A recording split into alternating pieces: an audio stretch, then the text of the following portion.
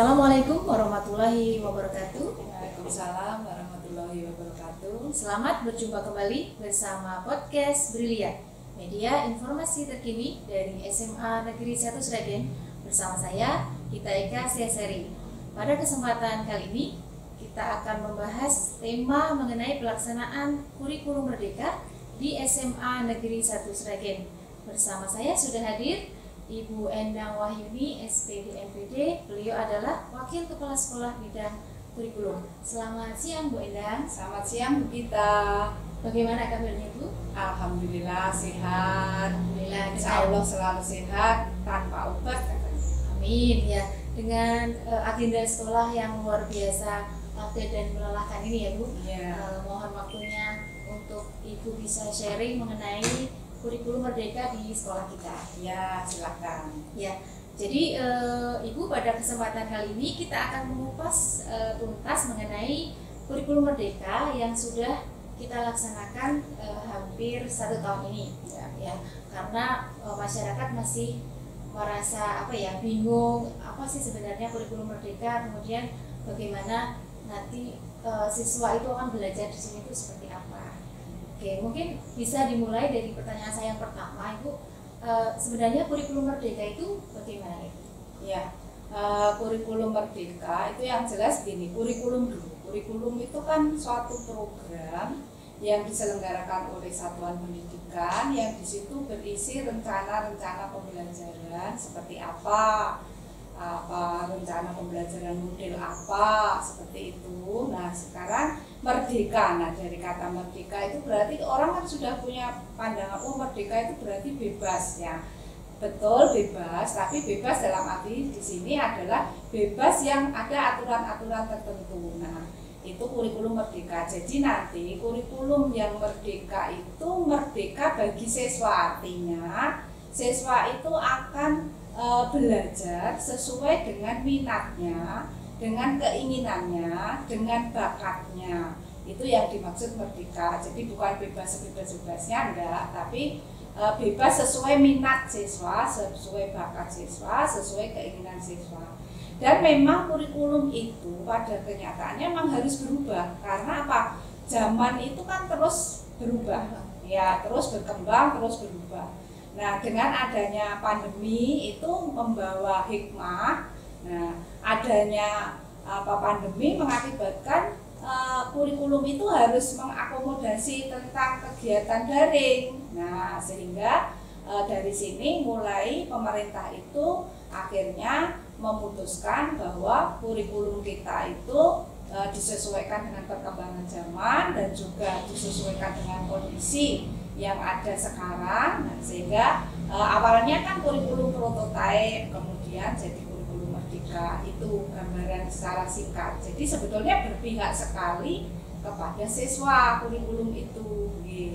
Jadi merdeka ini bukan berarti bebas ya Bu, tapi memang kita mengakomodir perubahan zaman perubahan zaman yang terjadi.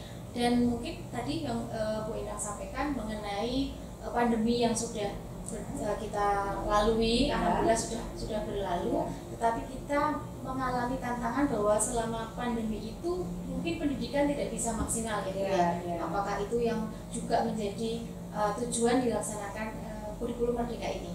Iya, kan kemarin di masa pandemi itu ada istilah kerennya itu learning loss. Nah, learning loss sehingga pendidikan kita itu pada masa pandemi itu ada sekian persen yang hilang, diantaranya adalah karakter.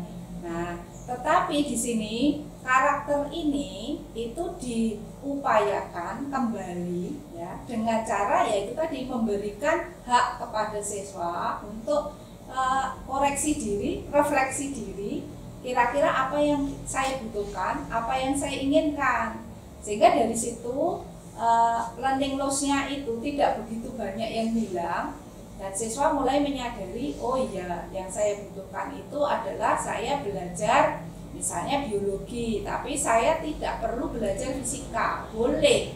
Itu seperti itu. Jadi sesuai minat dan bakat siswa. Jadi kurikulum merdeka ini berarti intinya adalah mengedepankan kepada kebutuhan siswa, ya, di mana nanti pembelajaran yang akan dilaksanakan disesuaikan dengan minat dan bakat siswa. Ya. Kalau mungkin dulu di kurikulum sebelumnya siswa MIPA ya harus belajar pembelajaran seluruh dari MIPA, pembelajaran dari MIPA. Tetapi untuk kurikulum Merdeka ini sedikit berbeda, ya Bu ya. Berbeda. Jadi tidak lagi siswa harus belajar ini, tetapi sesuai dengan bakat dan minatnya. Oke. Kalau sekolah kita sendiri Bu sudah melaksanakan hampir 1 tahun ya. Apakah pemerintah itu mengapa tidak dilaksanakan langsung secara serentak seperti itu? Jadi mungkin kita termasuk yang beruntung sudah melaksanakan selama setahun ini, di mana nanti tahun mulai semester depan semua sekolah sudah harus melaksanakan kurikulum Merdeka ini. Itu sejarahnya begini, ada istilahnya pendaftaran sekolah penggerak. Jadi awal dari pemerintah mengenalkan kurikulum Merdeka itu diawali dari sekolah penggerak. Kemudian sekolah penggerak itu tidak mewajibkan seluruh sekolah itu untuk daftar. Kemudian kepala SMA 1 itu berinisiatif untuk mendaftar, dan pendaftarannya itu lewat daring, kemudian ada seleksi, mengerjakan soal yang luar biasa, bahkan ada yang mengatakan sampai berdarah-darah gitu kepala sekolah. Nah itu mengerjakan soal dikirim lewat daring, kemudian ada tes mengajar, ada tes wawancara. Nah akhirnya kita lolos sebagai sekolah penggerak. Nah sekolah penggerak itu yang akhirnya ditetapkan oleh pemerintah untuk melaksanakan kurikulum Merdeka. Nah jadi dulu kita itu melaksanakan kurikulum Merdeka itu bukan sekedar ditunjuk, tapi kita melalui seleksi. Yang diseleksi itu kepala sekolah. Nah, seperti itu. Nah, kemudian apa toh istimewanya kalau sudah jadi sekolah penggerak? Sekolah penggerak itu difasilitasi oleh pemerintah. Kalau dulu dari segi dana, misalnya ada BOS kinerja. Nah, itu untuk pelaksanaan kurikulum Merdeka itu melalui sekolah penggerak. Nah, kemudian tahun ini itu oleh pemerintah punya kebijakan sekolah itu disuruh milih, dia mau ikut kurikulum Merdeka Mandiri, Merdeka Berubah, nah begitu. Nah akhirnya ada beberapa sekolah yang masih misalnya K13 juga enggak apa-apa, tapi kalau yang ingin menggunakan kurikulum Merdeka ya mereka milih kurikulum Merdeka, kemudian ditetapkan oleh pemerintah mulai tahun ajaran baru 2022-2023 itu sudah menggunakan kurikulum Merdeka. Nah, Merdeka bisa Merdeka Berubah atau Merdeka Mandiri. Kemudian untuk pendampingan itu juga sekolah penggerak itu diberikan SK untuk mendampingi sekolah-sekolah yang memilih Mandiri Berubah atau yang memilih Mandiri atau Merdeka Mandiri gitu. Jadi didampingi.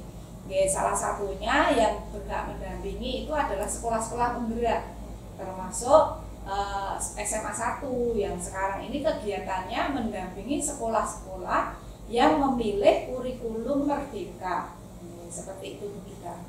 Baik, luar biasa ya. Jadi ada hikmahnya kita sudah melaksanakan selama 1 tahun Ibu ya. Jadi kita juga bisa mengimbaskan kepada sekolah lain seperti itu. Kemudian tentang kurikulum Merdeka. Jadi kurikulum Merdeka itu menganut semangat pendidikan inklusif. Mungkin Ibu bisa menjelaskan bagaimana maksudnya pendidikan inklusif ini? Pendidikan inklusif itu kan pendidikan khusus bagi yang dia itu istimewa ataupun yang punya kebutuhan khusus. Nah, kebutuhan khusus dalam arti di sini istimewa bisa, tidak istimewa bisa. Nah, sehingga di kurikulum Merdeka itu lebih ditekankan pada pembelajaran berdiferensiasi. Artinya pembelajaran berdiferensiasi itu pembelajaran yang mengakomodir gaya belajar siswa apapun gayanya. Apa dia mau yang auditori, apa mau yang visual, apa mau yang kinestetis. Nah, itu diakomodir itu. Sehingga di sini untuk pembelajaran inklusi itu berarti kalau ada anak yang punya kebutuhan khusus yang tidak istimewa itu harus diakomodir oleh sekolah. Diakomodir oleh sekolah, misalnya dia itu belum mampu di fase F misalnya, dia baru kelas 10 itu kan fase E kalau di kurikulum merdeka. Nah, dia belum mampu di fase F, ya itu harus didampingi terus sampai anak itu mampu ke fase F. Itu yang inklusi itu. Nah, bagi yang istimewa mungkin nggak masalah karena dia mungkin IQ-nya sudah minimal 130 misalnya. Nah, itu nggak masalah, berarti dia bisa mengikuti, bisa sampai kelas F kemudian lulus, bisa sukses. Tapi bagi yang tidak mampu mengikuti harus diakomodir. Jadi sekolah berkewajiban untuk membimbing, mendampingi siswa inklusi tersebut supaya dia bisa atau mampu berkompeten nanti setelah dia lulus, seperti itu. Jadi bisa saya garis bawahi bahwa untuk pendidikan inklusi ini berarti termasuk untuk siswa yang berkebutuhan khusus. Iya. Jadi berkebutuhan khusus itu dimaksud yang dimaksud mungkin bisa yang cerdas istimewa, tapi bisa juga yang mohon maaf yang mungkin punya kebutuhan khusus untuk didampingi. Bahkan mungkin siswa yang kekurangan pada bidang tertentu. Misalnya sekolah SMA 1 ternyata adalah salah satu siswanya ada yang ingin mendaftar ke sini dan berkebutuhan khusus. Jadi memang kita harus siap ke sana. Harus siap ke sana dan harus siap mendampingi sampai selesai. Baik.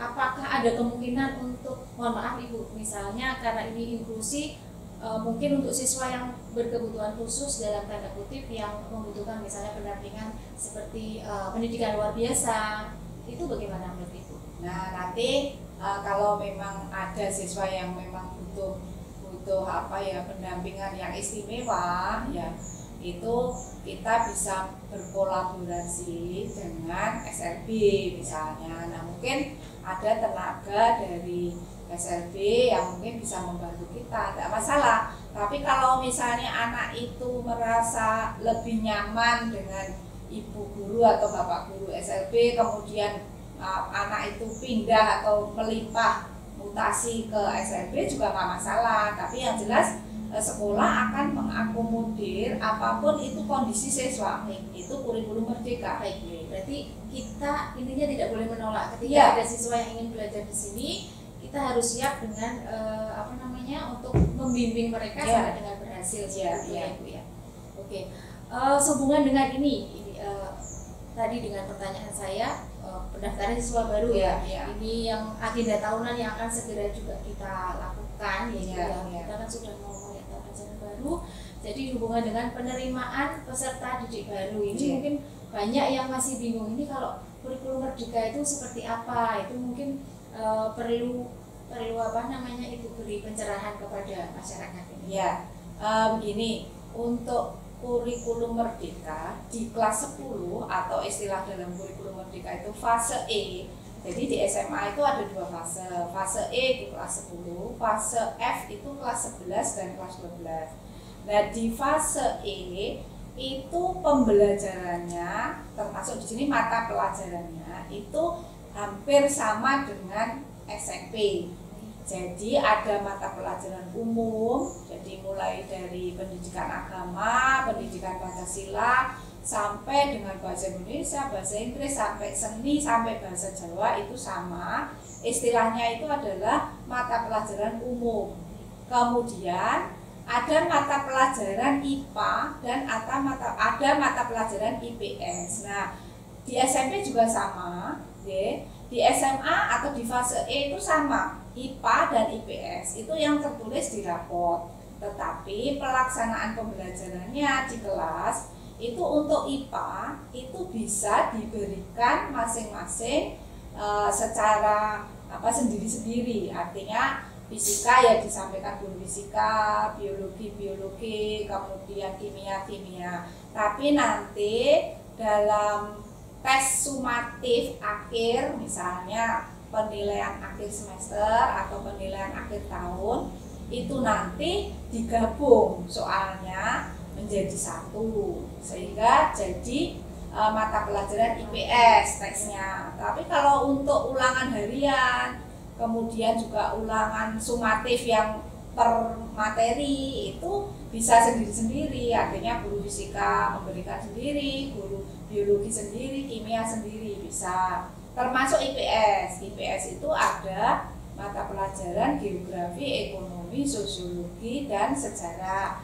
Nah, masing-masing itu berdiri sendiri-sendiri. Nah, nanti pada saat penilaian akhir semester dan penilaian akhir tahun bisa soalnya dijadikan satu, sehingga tesnya itu jadi satu soalnya. Dan nanti di raport itu juga tertulis IPA nilainya misalnya 90, IPS nilainya 95, seperti itu. Jadi sudah tidak berdiri sendiri-sendiri. Seperti itu kita. Jadi di fase kelas 10 berarti siswa itu belajar seperti ketika mereka di SMP ya. Hampir sama semua ya, sama mungkin pelaksanaan aja. Jadi ada agama, kemudian PKN, bahasa Inggris dan sebagainya. Kemudian ada IPA dan IPS, tetapi pada saat pelaksanaan pembelajarannya itu secara terpisah. Tetapi pada saat penilaian sumatifnya baik PTS, PAS maupun PAT itu menjadi terpadu, seperti itu istilahnya. Karena anak-anak juga ini nanti kalau kurikulum merdeka itu seperti apa belajarnya masih bingung, dan hubungannya dengan itu berarti tidak ada penjurusan Ibu di kurikulum merdeka ini.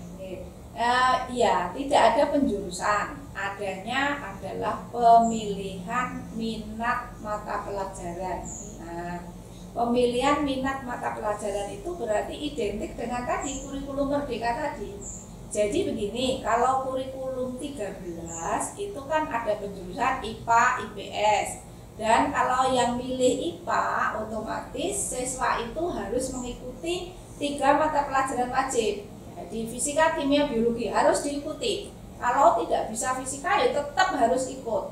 Dan nanti setelah diikuti juga dia harus tuntas. Dia harus tuntas, tidak boleh tidak tuntas. Kalau dia tidak tuntas berarti tidak naik kelas gitu. Nah, sedangkan di kurikulum merdeka tidak seperti itu. Pemilihan minat itu bisa dia itu milihnya itu tidak ketiga-tiganya, tidak fisika, kimia, biologi, tapi dia milihnya hanya biologi sama kimia saja. Jadi milihnya itu 4 mata pelajaran. 2 dia mengambil dari IPA, 1 mengambil dari IPS, misalnya sosiologi yang diambil dari IPS, terus 1-nya lagi dari kelompok bahasa, bisa misalnya bahasa Perancis atau bahasa Inggris lanjut. Jadi di kelas 11 atau di fase E itu ada kelompok minat mata pelajaran. Jadi ada kelompok IPA itu ada 5. Jadi kalau di kelas 10 itu kan IPA-nya itu hanya fisika, kimia, biologi. Tapi nanti di kelas 11 jadi 5. 5-nya itu apa? 5-nya itu ada matematika tingkat lanjut dan ada informatika. Ya, ada informatika tingkat lanjut. Nah, 5. Terus IPS-nya itu kalau semula 4 ada sejarah. Nah, sekarang sejarahnya ini diganti antropologi. Jadi sosiologi, geografi, ekonomi, antropologi.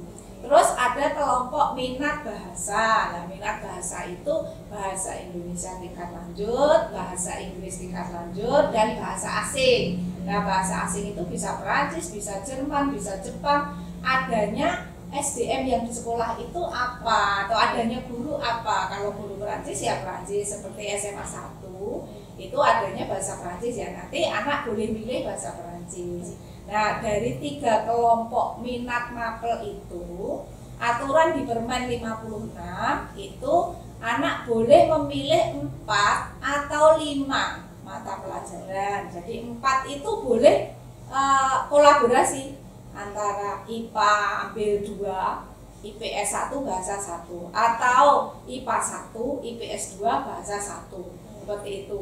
Nah, ada juga KWU. Jadi nanti di kelas 11 itu ada pilihan KWU. Nah, itu KWU itu prakarya. Jadi nanti boleh milih 4 dari kelompok minat mapel tadi, tambah 1 lagi KW. Seperti itu prakarya. Nah kan Bu Gita. Jadi tidak ada penjurusan ya, baik dari kelas 10 sampai dengan selanjutnya tetap ya, tidak ada tetap penjurusan. Tapi nanti di kelas 11 siswa diberi kesempatan untuk memilih kelompok mapel mana yang menurut dia sesuai dengan bakatnya. Kalau di SMA 1 sendiri tadi memberikan berapa kelompok mapel Ibu? Kalau di SMA 1 ada 3, ada kelompok MIPA, ada kelompok IPS, ada kelompok bahasa. Jadi ini juga berarti tergantung dari SDM ya, guru yang mengajar tentu saja di SMA 1. Jadi hubungannya dengan pemilihan kelompok mapel itu kan mestinya karena kita yang karena sekolah kita itu adalah sekolah menengah atas, jadi ada keinginan untuk sekolah studi lanjut. Mestinya apakah ini ada hubungannya dengan nanti itu? Jadi apakah siswa nanti untuk jenjang lebih tinggi di perguruan tinggi hubungannya dengan pemilihan kelompok mapel ini bagaimana? Gini, terima kasih. Jadi pemilihan kelompok mapel ini karena ini program pemerintah yang jelas. Program pemerintah itu dimulai dari PAUD sampai dengan perguruan tinggi mestinya. Jadi pemirsa ataupun masyarakat tidak usah khawatir tentang bagaimana nanti studi lanjut ke perguruan tinggi. Yang jelas begini, untuk milih minat mapel itu SMA 1 itu tidak sembarang anak disuruh milih atau begini, enggak, itu ada prosesnya. Nah, prosesnya itu diawali dengan adanya tes bakat minat yang diselenggarakan oleh Biro Psikologi. Kemudian ada tes bakat minat yang diselenggarakan oleh BK.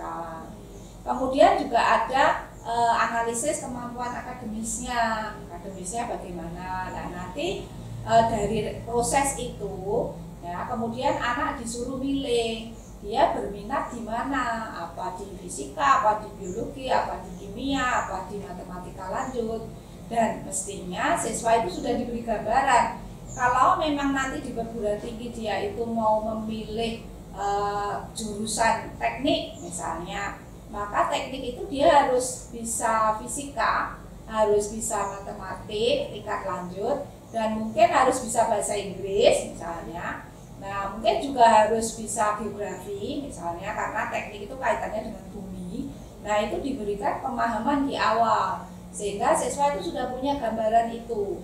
Oh, kalau saya ingin ke teknik nanti kalau ke teknik nggak diterima gimana? Kalau saya mau ke STAN misalnya, nah bisa nanti dia di samping pilih fisika sama matematika tingkat lanjut, bisa dia milih ekonomi.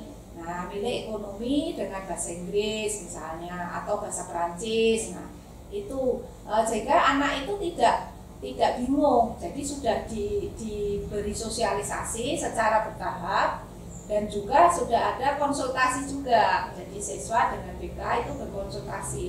Itu untuk dari segi intern di sekolah. Kemudian kalau di perguruan tinggi, karena ini program pemerintah, jelas itu sudah diakomodir oleh perguruan tinggi.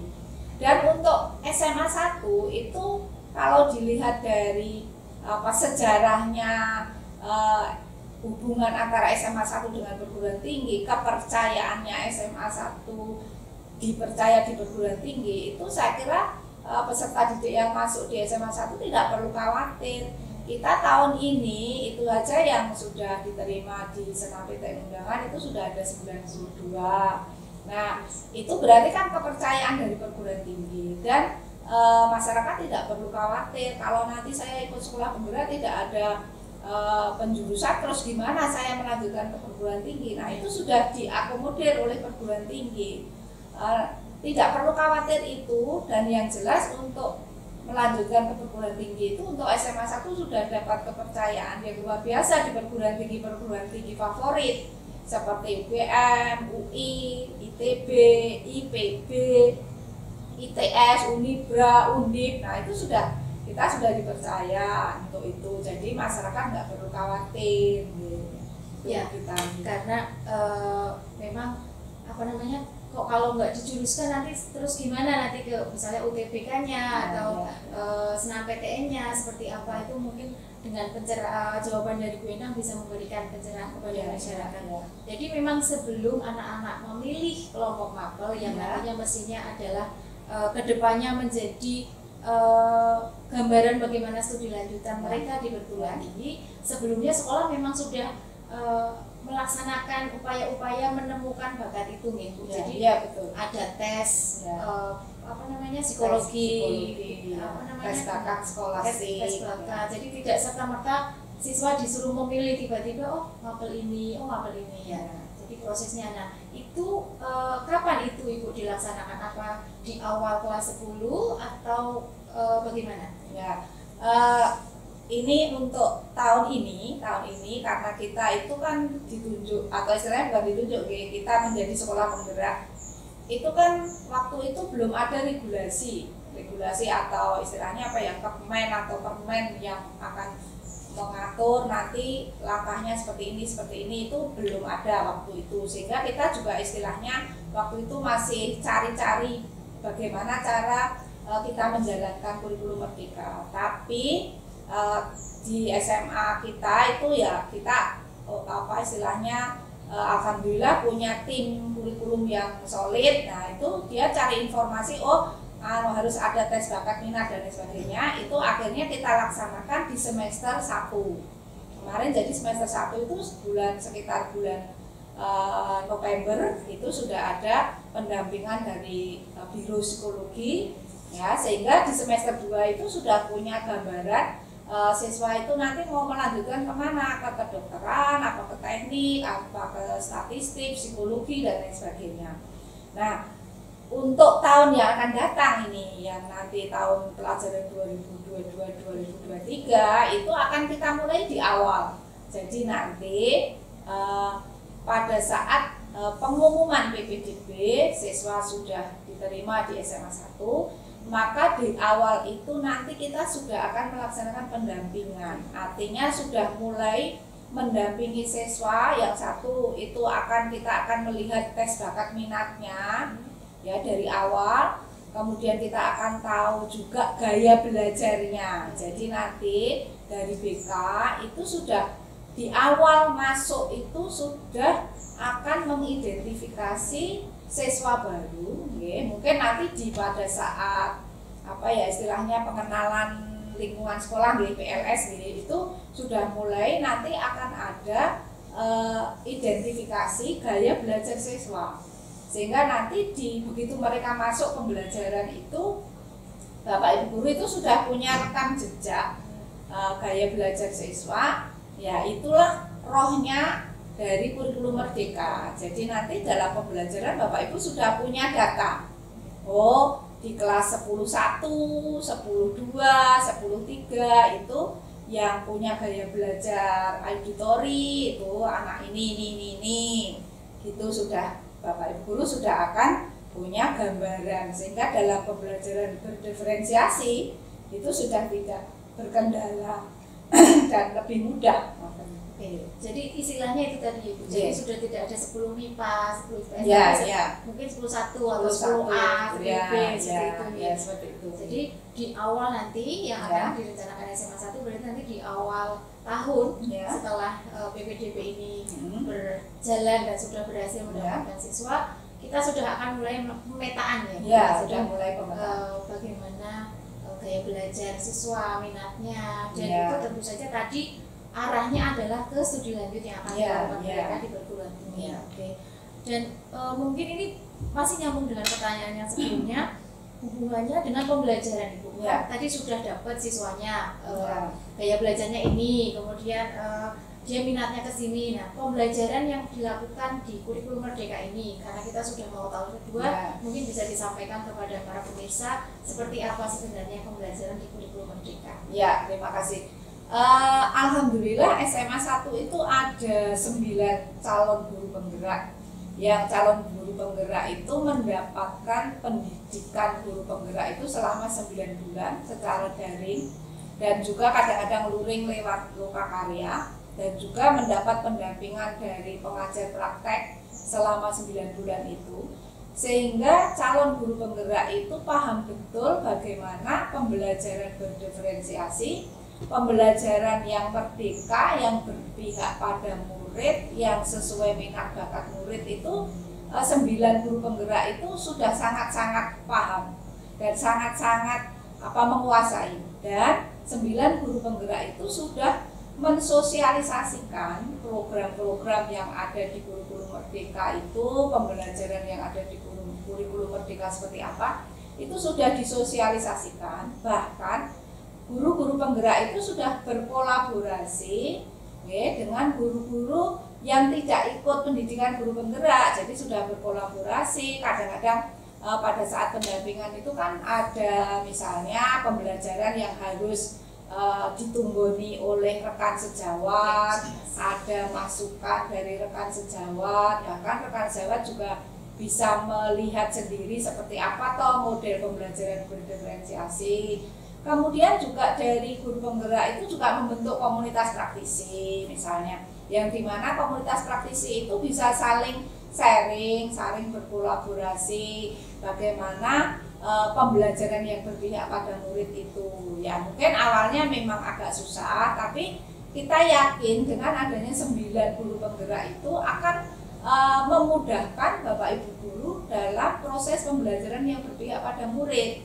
Sehingga dari segi apapun itu kita bisa minta masukan, minta informasi dari Bapak Ibu guru penggerak itu, dan pelaksanaan di pembelajaran saya kira bisa saling berkolaborasi dan bisa mudah untuk mensukseskan kurikulum merdeka, istilahnya pembelajaran dengan paradigma baru ya yang berpihak pada murid. Jadi masyarakat sangat-sangat beruntung sekali apabila bisa diterima di SMA 1, karena apa? Kita didukung oleh 9 guru penggerak, dan jelas saya yakin dan optimis sekali bahwa nanti pembelajaran kurikulum merdeka di tahun pelajaran 2023 itu bisa semakin berkembang, semakin sukses, dan juga semakin mendekati apa yang dimaksud dengan merdeka dan apa yang dimaksud dengan kurikulum paradigma baru atau pembelajaran paradigma baru yang berpihak pada murid. Jadi beruntung sekali bagi yang diterima di SMA 1. Baik. Karena itu tadi ada calon guru penggerak, 9 calon guru penggerak di SMA 1, sehingga karena lumayan banyak ya Ibu, jadi mampu menggerakkan komunitas yang ada di SMA 1 untuk menuju pembelajaran paradigma baru. Karena bagaimanapun juga dengan adanya 9 yang banyak ini, dengan kolaborasi, saling mengobservasi di kelas, saling memberikan masukan, pembelajaran itu semakin bisa menuju ke arah yang ideal seperti pembelajaran yang memerdekakan murid. Kemudian ada pertanyaan lagi Bu tentang struktur kurikulum. Mungkin nanti masyarakat akan bertanya, kalau dengan kurikulum merdeka ini seperti apa struktur kurikulumnya? Endingnya adalah rapotnya itu. Karena mungkin orang juga akan berpikir itu seperti apa nanti gambarannya. Gambarannya begini, untuk yang kurikulum merdeka ini struktur kurikulumnya itu ada intrakurikuler, ada co-kurikuler, dan ada ekstra sama.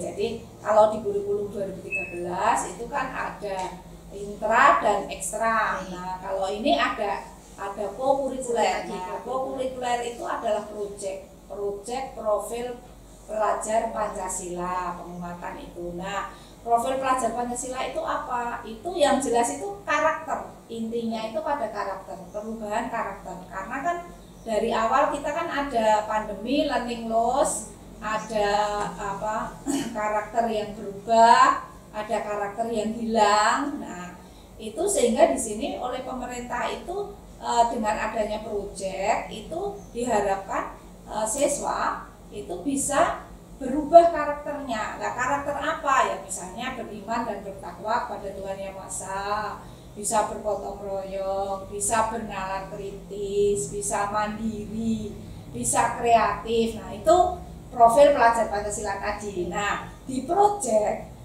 itu nanti siswa itu akan digiring ke sana. Jadi dari misalnya taruhlah gini, mata pelajaran wajib itu seperti PKN, agama, kemudian bahasa Indonesia, bahasa Inggris, itu ada 3 jam pelajaran, yang 2 jam itu intra, yang 1 jam itu proyek. Nah, nanti di proyek itu akan ada tema yang akan kita usung. Temanya itu ada 7. Di antaranya ada kewirausahaan, kemudian ada kebinekaan, ada lagi kearifan lokal dan sebagainya. Nah, itu nanti kalau kita milih kewirausahaan misalnya, maka nanti di co-kurikuler itu akan diajarkan kewirausahaan yang sama di seluruh siswa dari kelas 10 1 sampai kelas 10 11. Nah, nanti dari kewirausahaan itu akan muncul kemandirian, gotong royong, akan muncul kreativitas. Nah, itu tujuan pemerintah, sehingga nanti proyek itu tidak hanya sekedar teori, tapi harus ada aksi nyatanya.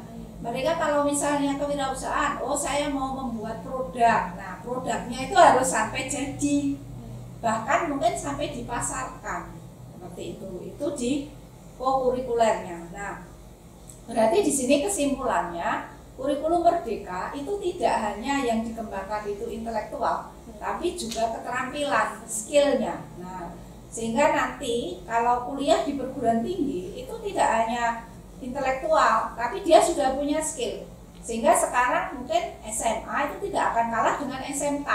Kalau dulu kan SMK itu yang diutamakan skillnya. Nah, sekarang yang SMA itu sudah mulai diterapkan skillnya. Jadi nanti kalau kita kuliah di perguruan tinggi, mau ambil teknik, mau ambil apa, kemudian kita mau setelah lulus itu kita mau bekerja, mau sebagai pegawai negeri atau mau wirausaha, itu kita sudah punya bekal skill itu yang sudah dipupuk dari waktu belajar di SMA. Seperti itu, Bu Dita. Oke, jadi bedanya dengan kurikulum sebelumnya itu ada co-kurikuler yang dinamakan project jadi gimana siswa diharapkan dengan project ini menuju ke arah penguatan profil pelajar Pancasila.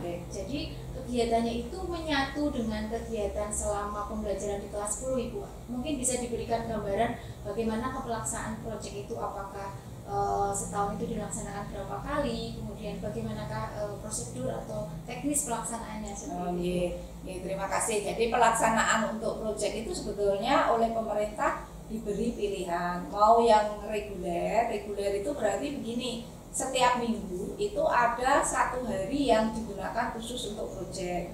Misalnya, jadi proyek itu tetap dihitung 1 jam pelajaran. Jadi nanti dari Senin sampai Kamis itu kita belajar intrakurikuler.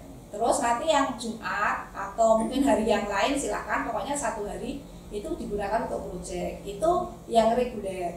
Tetapi ada juga yang sistem blok. Sistem blok itu diberikan beruntun terus. Nah, itu SMA 1 yang tentang proyek ini yang dipilih adalah yang blok. Jadi nanti kita belajar itu selama 2 bulan. 2 bulan itu belajar intrakurikuler. Kemudian nanti 3 minggu itu digunakan untuk proyek. Setelah kita mid semester atau tengah semester itu kemudian nanti dilanjut dengan proyek. Nah, proyek itu diberikan alokasi waktu 3 minggu karena memang ketentuan dari pemerintah itu untuk kurikulum merdeka itu kan 70% itu untuk intrakurikuler, yang 30% atau 25-30% itu untuk proyek. Sehingga di sini SMA 1 untuk tahun ini itu mengambil proyeknya ada 3 tema, itu diambil pada saat setelah tengah semester 1, kemudian pada saat akhir semester 1, jadi pada saat setelah rapotan PAS, pada saat menjelang rapotan, kemudian di akhir atau pertengahan semester 2, itu yang proyek yang ketiga. Kemudian di samping itu nanti di proyek itu juga ada gelar karya. Nah, jadi tidak hanya sekedar anak-anak itu mempelajari atau mengenalkan pada anak tentang karakter profil pelajar Pancasila, tapi juga mereka itu nanti digelar karyakan, artinya karya yang sudah dibuat selama 3 macam proyek itu nanti dipamerkan, ditampilkan, dan itu bisa disaksikan oleh umum, bahkan mungkin bisa dipasarkan dan bisa umum itu datang atau masyarakat umum datang ke SMA 1 untuk membeli dan lain sebagainya. Dan pemasarannya juga bisa secara daring, sehingga siswa di sini itu betul-betul dikenalkan dengan yang istilahnya tadi penguatan profil pelajar Pancasila itu tidak hanya sekedar teori dan juga praktek yang bisa diketahui oleh intern sekolah, tapi bisa juga ditampilkan oleh masyarakat seperti itu. Jadi mereka memang betul-betul ada skill di situ yang harus dimiliki oleh siswa untuk bisa ditampilkan dalam gelar karya seperti itu ditampil. Berbicara tentang skill berarti tidak hanya kalau Bu Inah tadi mengatakan proyek itu membuat produk, tapi mungkin juga skill yang lain, mungkin tentang bakat mereka itu bisa juga ya di gelar karya itu ya. Iya bisa. Misalnya anak itu punya bakat desain, misalnya, jadi dia pada saat gelar karya itu dia akan mendesain standnya sesuai dengan keinginan anak. Dan memang yang sudah ini SMA 1 sudah gelar karya ini kemarin menjelang penilaian akhir tahun itu ada gelar karya. Nah itu Bapak Ibu guru itu hanya mendampingi saja, hanya melihat, terus anak-anak itu yang betul-betul pure anak-anak, idenya anak-anak. Jadi dia punya bakat untuk mendesain itu ya dia buat desain yang sederhana, walaupun sederhana, dari aset atau dari sumber daya yang dimiliki anak tanpa harus beli. Misalnya pakai kain jariknya bapak ibunya, ada yang mungkin pakai kain-kain yang dia miliki di rumah.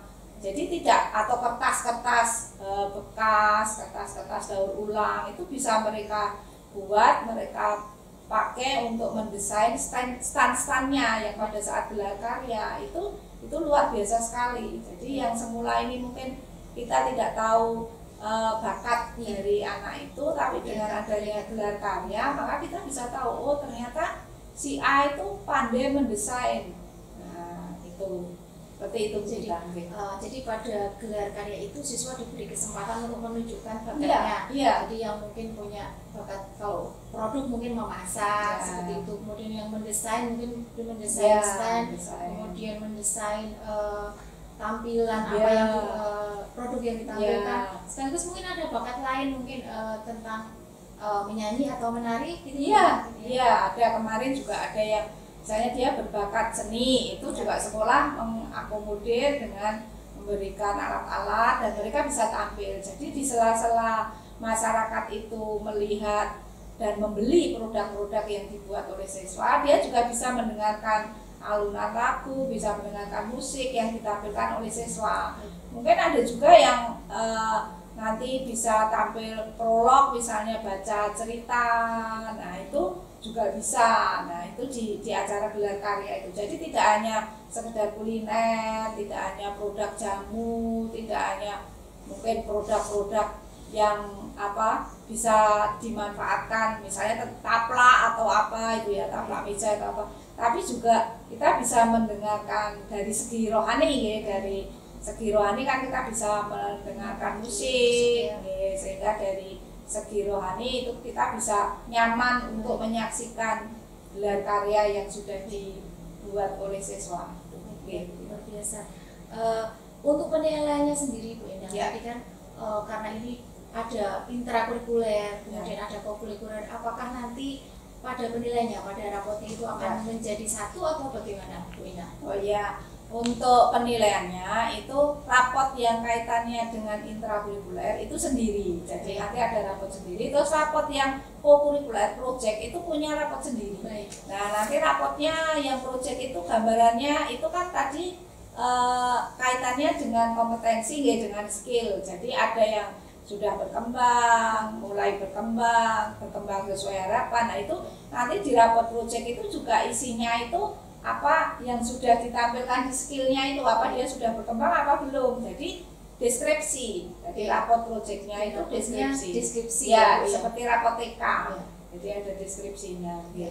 Jadi untuk co-kurikuler itu kan terpadu ya Bu, terintegrasi dari berbagai mata pelajaran ya. Jadi penilaiannya apakah hanya diserahkan kepada wali kelas saja atau Bapak Ibu guru lain yang mengajar di saat kegiatan proyek itu juga berhak menilai? Iya, untuk penilaiannya itu Bapak Ibu guru yang mengajar itu menilai. Jadi kan penilaian itu ada penilaian formatif, ada penilaian sumatif. Formatif itu penilaian pada saat proses pembelajaran.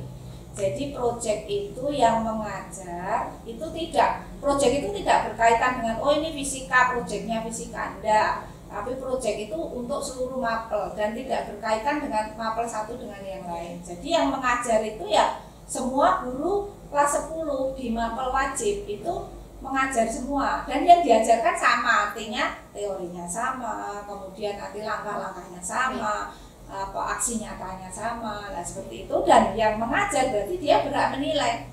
Nah yang mengajar itu karena kemarin itu pandemi kan kita atau masih level 3, sehingga kita itu kemarin kan satu kelas itu jadi 2 kelas, artinya pakai shift ya. Nah itu kemarin yang ngajar itu ada wali kelas dan ada guru yang mengajar kelas 10.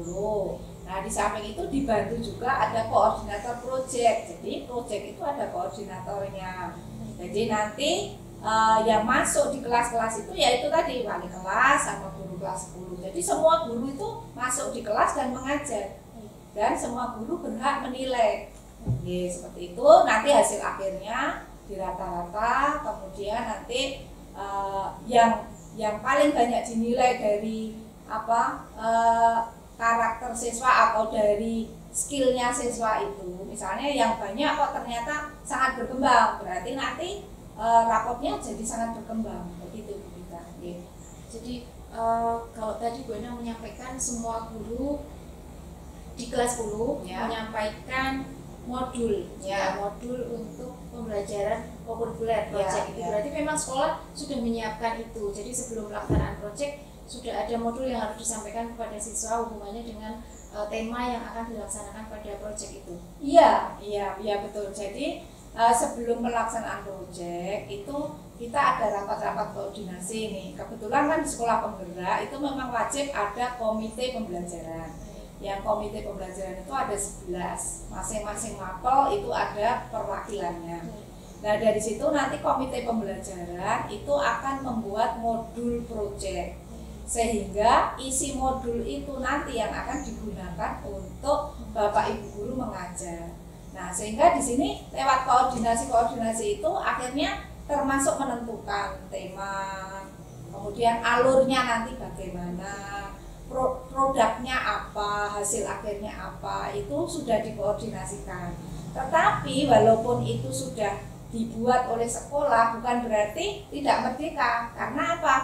Tema itu yang menentukan sekolah, tapi sub-sub tema, misalnya kewirausahaan itu kan ada misalnya membatik, ada yang mungkin membuat sambal tumpang, ada yang mungkin membuat wayang misalnya seperti itu. Nah ini yang milih siswa. Jadi sebelum kita mulai membuat produk itu biasanya ada istilahnya seperti angket yang nanti siswa itu akan memilih saya mau pilih kewirausahaan apa. Nah itu siswa, termasuk misalnya kalau kuliner saya mau pilih apa. Nah itu siswa. Sehingga di sini merdekanya itu benar-benar pada actionnya siswa atau aksi nyatanya siswa. Sedangkan untuk teori itu memang kita yang membuat teori kewirausahaan itu seperti ini, wirausahawan sukses itu seperti ini. Dan sekolah juga misalnya membantu dengan mungkin mendatangkan tokoh atau narasumber untuk memberikan pencerahan, pemahaman yang memang benar-benar real tentang bagaimana orang berwirausaha seperti itu. Nah akhirnya siswa punya gambaran, Nah setelah punya gambaran, maka yang menentukan sub-sub tema, keinginan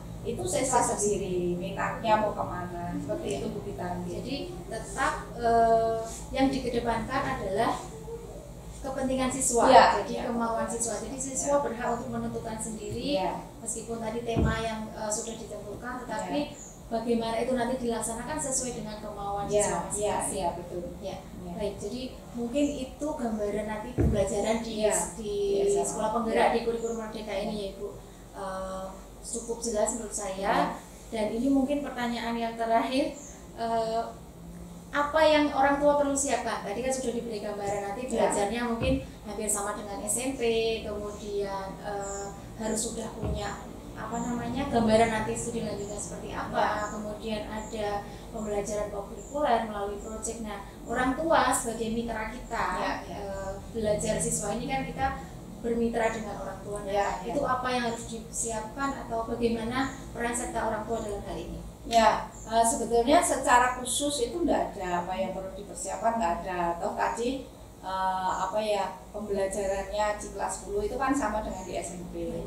Cuma di sini yang perlu diubah itu mindsetnya dari orang tua bahwa begini, penjurusan atau kalau tidak ada jurusan berarti nanti anak saya gimana dong sekolahnya di perguruan tinggi. Padahal kalau di perguruan tinggi kan ada UTBK. Terus kalau nanti misalnya anak saya di perguruan tinggi, kemudian dia mau pilih teknik, kemudian dia mau pilih tes seleksi itu sosum saintek. Nah itu mindsetnya orang tua yang harus diubah bahwa tidak ada jurusan itu bukan berarti hal yang menyedihkan untuk tidak bisa melanjutkan perguruan tinggi. Tidak, justru malah kita itu lebih memaksimalkan kemampuan siswa. Jadi kalau siswa itu belajar di IPA ternyata dia tidak mampu fisika, kan dia tidak harus belajar fisika, kan dia harus belajar biologi sama kimia saja. Dan itu nilainya bisa maksimal. Dan kalau nilai maksimal otomatis kan melancarkan dia untuk melanjutkan ke perguruan tinggi. Kan kalau dia mau ikut senam PTN undangan kan yang dilihat nilai rapotnya. Nah kalau dulu dia itu terkendala dengan fisika, nah otomatis kalau dia nanti nilainya di rata-rata, fisikanya jadi ganduli. Misalnya dia kimia dapat 9, biologinya dapat 9, tapi fisikanya dia nggak begitu mampu, dia hanya persis di batas KKM 75. Berarti kalau di rata-rata kan akhirnya rata-rata nilainya jadi rankingnya merosot. Nah sekarang karena dia nggak perlu belajar fisika, maka dia akan mendapatkan nilai maksimal dan itu akan sangat berguna di perguruan tinggi. Dan tidak usah itu tadi yang saya katakan, merubah mindset. Jadi jangan jurusan itu seperti jadi momok. Kalau saya tidak IPA, nanti tidak bisa masuk di saintek, tidak bisa masuk di sosum. Tidak usah punya pikiran seperti itu. Yang jelas justru dengan adanya pembatasan dia milih mata pelajaran sesuai dengan minat, ini betul-betul sesuai minat. Jadi anak pasti akan mendapatkan nilai maksimal, sehingga untuk sekolah di perguruan tinggi lebih lancar. Kalau dia masuk di kedokteran misalnya, dia biologinya nilainya bagus, kimianya bagus, fisikanya nggak ganduli karena dia tidak mengambil fisika seperti itu. Jadi tidak usah khawatir. Jadi mengubah mindset itu yang pertama. Kemudian yang kedua, karena dengan adanya pembelajaran paradigma baru dan memang benar-benar minat siswa yang dikedepankan, maka orang tua itu harus betul-betul mendampingi pembelajaran siswa itu atau hasil belajar siswa setiap harinya. Itu kira-kira anak itu lewat komunikasi lah ditanyakan, kira-kira kamu punya keinginan kemana ya dari awal itu. Misalnya, oh saya nanti pengennya jadi dokter, oh saya pengennya di STAN, mau jadi di Departemen Keuangan misalnya. Lah itu didampingi dan juga orang tua itu harus mau belajar juga, artinya browsing lah, buka browsing. Jadi HP itu tidak hanya untuk selfie saja, tapi juga untuk browsing. Kalau anak saya mau ke dokteran, mau ke STAN, itu kira-kira mapel apa ya yang harus dikuasai oleh anak. Nah itu bisa untuk masukkan anak. Atau kalau memang bapak ibu atau orang tua itu tidak tidak biasa browsing ya anaknya saja diberi pencerahan. Kalau memang kamu menghendaki masuk teknik, masuk kedokteran, ya coba teknik kedokteran mana yang kamu tuju, misalnya UGM. Terus kira-kira syaratnya apa yo? Masuk kedokteran itu, oh berarti kamu harus menguasai ini. Nah itu anaknya atau putra putrinya itu difokuskan untuk belajar di situ. Jadi betul-betul dikuasai, dan nanti di kelas 11 pada saat disuruh milih minat itu dia milih di situ.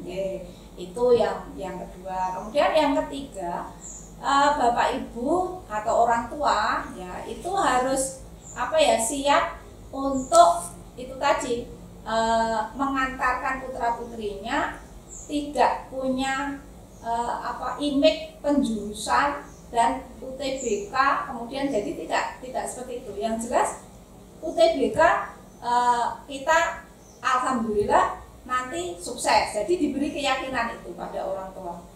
Kemudian saintek atau sosum atau apa nggak perlu dipikir, yang penting yang kamu pelajari itu adalah sesuai minat bakat kamu, sehingga insya Allah sukses.